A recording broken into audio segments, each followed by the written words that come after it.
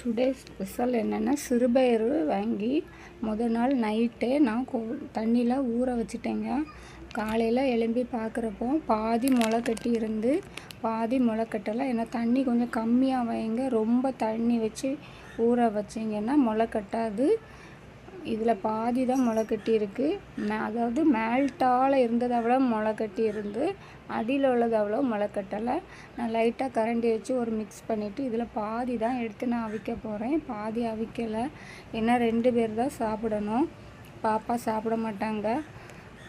கொஞ்சமாக தண்ணி விட்டுக்கோங்க. நிறைய தண்ணி விட வேண்டாம். தேவையான அளவுக்கு தண்ணி விட்டுட்டு அதில் கொஞ்சமாக சால்ட்டு போடுங்க. நிறைய சால்ட்டு போட்டிங்கன்னா அந்த தண்ணி நம்ம யூஸ் பண்ண முடியாது. அந்த தண்ணி ரொம்ப ஹெல்த்தியானதுங்க. கொஞ்சமாக உப்பு போட்டு வேக வச்சுருங்க. நல்லா வேக வச்சுறாங்க. கொஞ்சம் உதிரியாக வேக வச்சு எடுங்க. அப்புறம் தேங்காயும் சீனியும் போட்டுக்கோங்க. உங்களுக்கு சீனி வேண்டான்னு சொல்லியாச்சுன்னா அது போட வேண்டாம். உங்களுக்கு எப்படி அது சாப்பிட பிடிக்குமோ அது மாதிரி சாப்பிடுங்க.